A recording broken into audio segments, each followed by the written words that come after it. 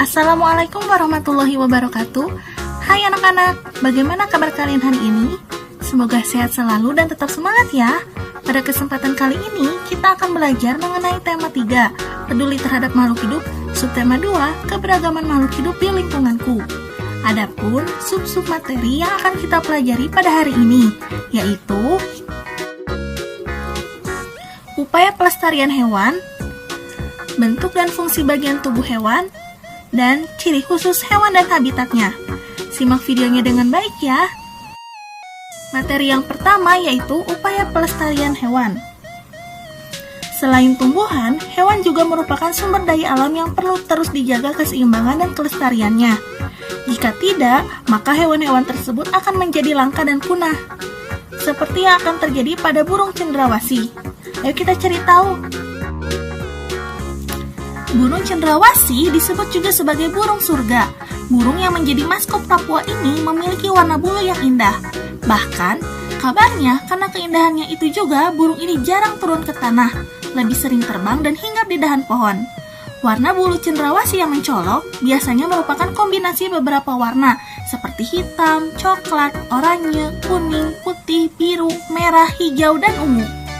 Burung ini semakin molek dengan keberadaan bulu memanjang dan unik yang tumbuh dari paruh, sayap, atau kepalanya. Warna yang bermacam-macam menjadi salah satu penanda untuk mengelompokkan jenis mereka. Habitat aslinya di hutan-hutan lebat, yang umumnya terletak di daerah dataran rendah dan hanya dapat ditemukan di Indonesia bagian timur. Burung cendrawasih mati kawat adalah jenis yang menjadi identitas Provinsi Papua. Masyarakat di Papua sering menggunakan bulu cendrawasih sebagai pelengkap atau hiasan dalam pakaian adat mereka. Keberadaan burung cendrawasih kian lama kian terancam. Perburuan dan penangkapan liar serta kerusakan habitat menjadi beberapa penyebab utama. Bulu cendrawasih juga diperdagangkan, digunakan sebagai penghias topi wanita di Eropa. Tapi kini, burung cantik ini menjadi jenis satwa yang dilindungi. Karena populasinya kian hari semakin menurun. Beberapa jenis cendrawasih yang masuk dalam daftar dilindungi antara lain cendrawasih kuning kecil, cendrawasih botak, cendrawasih raja, cendrawasih merah, dan toa. Selain cendrawasih, masih banyak hewan lainnya yang harus dilindungi. Di sekitarmu tentunya banyak hewan yang menarik perhatianmu. Ayo kita belajar lebih banyak mengenai hewan tersebut. Apakah di lingkunganmu terdapat kupu-kupu? Jika terdapat banyak kupu-kupu, itu merupakan tanda bahwa udara di lingkunganmu sangat bersih. Sekarang, mari kita belajar mengenai kupu-kupu. Kupu-kupu hidup di dataran tinggi dan dataran rendah. Kupu-kupu di Indonesia banyak ragamnya dibandingkan dengan kupu-kupu dari negara lain. Di antaranya, kupu-kupu sayap burung peri ditemukan di Papua. Kupu-kupu raja ditemukan di Jawa dan Sumatera, serta kupu-kupu trogan ditemukan di Kalimantan. Berikut ini akan Ibu sajikan sebuah teks mengenai kupu-kupu. Kupu-kupu termasuk dalam kelompok serangga. Kupu-kupu biasanya memiliki warna yang indah cemerlang. Kupu-kupu tidak berbahaya bagi manusia. Daur hidup kupu-kupu bermula dari telur yang melekat di daun, kemudian matang dan menetas setelah 5 sampai dengan 10 hari dan menjadi larva atau ulat. Setelah 2 minggu, larva atau ulat membentuk kepompong yang bergantung di ranting atau daun selama 2-3 minggu. Setelah beberapa waktu, kupu-kupu dewasa keluar dari kepompong. Kupu-kupu dikenal sebagai serangga penyerbuk tanaman. Kupu-kupu dikenal sebagai serangga penyerbuk tanaman yang membantu bunga-bunga berkembang menjadi buah. Bagi petani dan orang pada umumnya, kupu-kupu ini sangat bermanfaat untuk membantu penyerbukan tanaman. Melestarikan hewan langka yang terancam punah merupakan kewajiban bersama. Berikut ini merupakan cara melestarikan hewan langka. Pelestarian hewan langka bertujuan agar hewan tersebut tidak mengalami kepunahan. Kelestarian hewan sangat bermanfaat untuk kelangsungan hidup manusia. Sebagai warga negara, kita mempunyai kewajiban dan tanggung jawab untuk melindungi dan melestarikan hewan-hewan langka tersebut. Beberapa upaya yang bisa dilakukan untuk menjaga hewan langka antara lain melakukan penangkaran hewan langka, mendirikan tempat-tempat perlindungan hewan langka, misalnya Suaka Marga Satwa, Cagar Alam, Kebun Binatang, dan Taman Nasional. Dengan melindungi hewan langka, kita dapat menjaga keseimbangan ekosistem agar kehidupan di muka bumi tetap berjalan dengan baik. Kedua, melestarikan keanekaragaman hayati yang bermanfaat bagi ilmu pengetahuan dan masyarakat. Ketiga, memenuhi kebutuhan masyarakat, misalnya untuk bahan pangan dan obat-obatan. Apakah kalian tahu hewan apa ini? Ya, ini adalah harimau. Ini adalah gajah.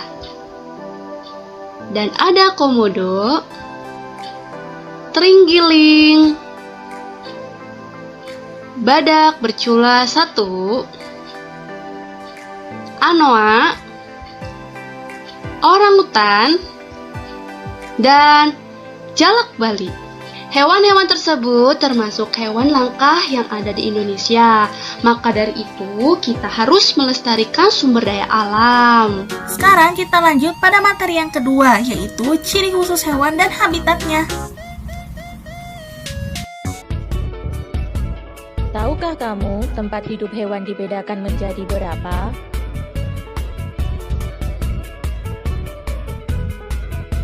Tempat hidup hewan ada 3. 1. Darat. 2.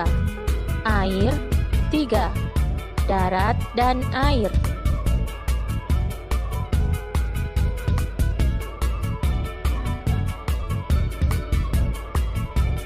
Ayo kita pelajari bersama-sama. Darat. Hewan yang hidup di darat dibagi menjadi 3. 1. Di lingkungan kita. 2. Di dalam hutan. 3.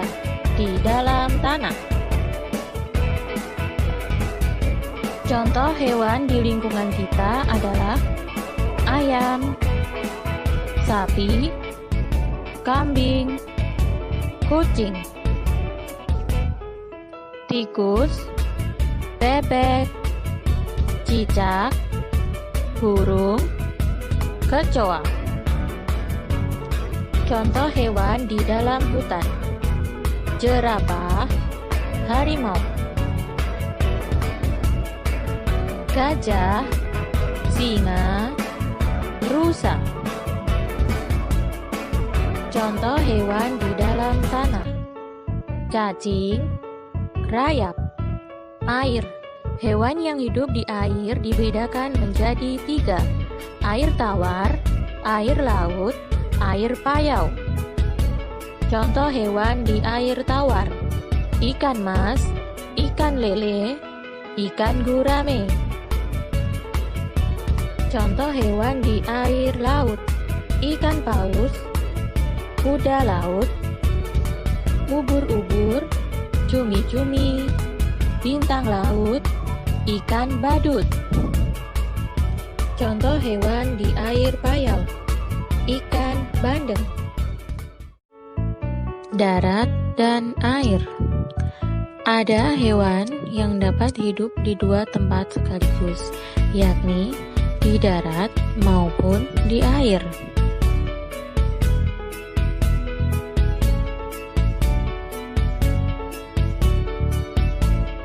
Contoh hewan yang dapat hidup di darat dan di air adalah kura-kura, katak, buaya. Setiap makhluk hidup diciptakan dengan keunikannya masing-masing. Seperti hewan misalnya, mereka memiliki ciri-ciri khusus untuk menyesuaikan diri dengan lingkungan dan melindungi diri dari musuhnya.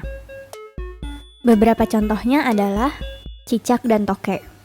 Mereka memiliki kekhususan yaitu dapat memutuskan ekornya, memiliki perekat di telapak kaki untuk merayap di dinding, memiliki lidah yang panjang dan lengket untuk menangkap mangsanya. Contoh lainnya yaitu bunglon, memiliki ciri khusus dapat mengubah warna tubuhnya menyerupai kondisi lingkungan, dan untuk mengelabui musuh dan mangsanya. Perubahan ini disebut mimikri. Bunglon juga memiliki lidah yang panjang dan lengket untuk menangkap mangsanya. Kelelawar memiliki kemampuan khusus yang disebut ekolokasi, yaitu kemampuan mendeteksi benda dari pantulan bunyi yang digunakan untuk menangkap mangsa. Unta memiliki ciri khusus berupa punuk di punggungnya yang berisi lemak untuk cadangan energi. Kalajengking memiliki sengat di ujung tubuhnya yang mengandung racun untuk menyerang musuhnya.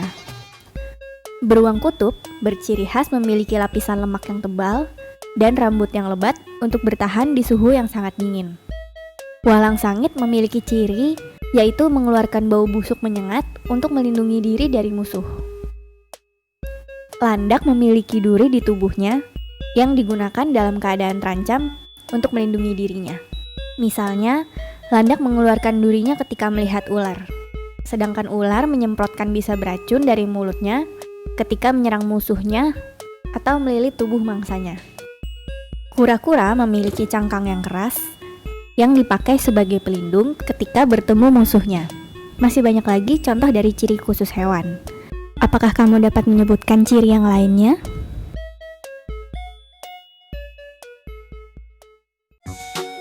Kali ini Ibu akan menjelaskan mengenai ciri khusus hewan dan habitatnya. Di sini Ibu akan menjelaskan 3 hewan. Hewan yang pertama yaitu cicak. Cicak mempunyai perekat pada telapak kakinya, sehingga dapat merayap di dinding atau langit-langit rumah. Cicak juga memiliki lidah yang panjang dan lengket, sehingga dapat menangkap serangga. Cicak mempunyai ukuran rata-rata 7 hingga 10 cm. Cicak dapat memutuskan ekornya untuk melindungi diri. Terdapat beberapa jenis cicak, yaitu cicak rumah, cicak pohon hijau, dan tokek. Cicak pohon hijau dan tokek mempunyai ukuran yang lebih besar dari cicak rumah. Cicak rumah memiliki ciri khusus, yaitu memiliki kaki yang lengket. Habitat cicak rumah yaitu berada di dinding-dinding rumah atau menempel di langit-langit bangunan. Hewan yang kedua yaitu kelelawar.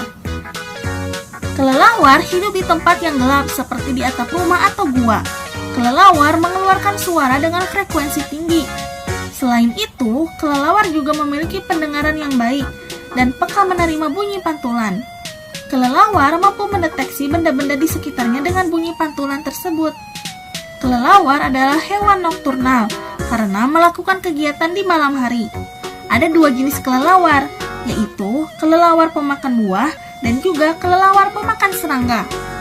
Berdasarkan penjelasan tersebut, maka ciri khusus dari kelelawar adalah mampu mendeteksi benda pada malam hari.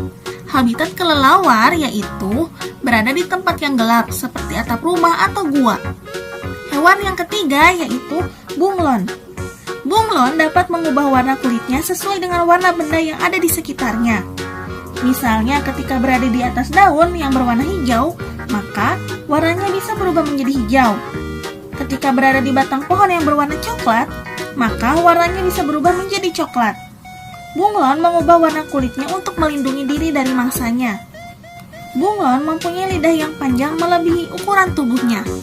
Maka berdasarkan penjelasan tersebut, ciri khusus dari bunglon adalah mampu merubah warna kulitnya dengan cepat guna menghindari bahaya. Habitat dari bunglon yaitu berada di pohon atau semak-semak. Apa kesimpulanmu tentang karakteristik tempat tinggal hewan di atas? Bentuk tubuhnya menyesuaikan dengan lingkungan tempat tinggal. Pertanyaan kedua, apa perbedaan antara tempat hidup kucing dan ikan? Kucing tempat hidupnya di daratan, sedangkan ikan di air. Pertanyaan ketiga, menurutmu apakah kedua hewan tersebut dapat hidup di tempat yang sama? Mengapa? Jelaskan alasanmu. Tentu saja tidak bisa hidup di lingkungan yang sama, karena kucing bernapas dengan paru-paru. Begitu juga ikan bernapas dengan insang. Ia bisa hidup di air, sedangkan kucing tidak bisa hidup di air. Begitu juga ikan tidak bisa hidup di darat.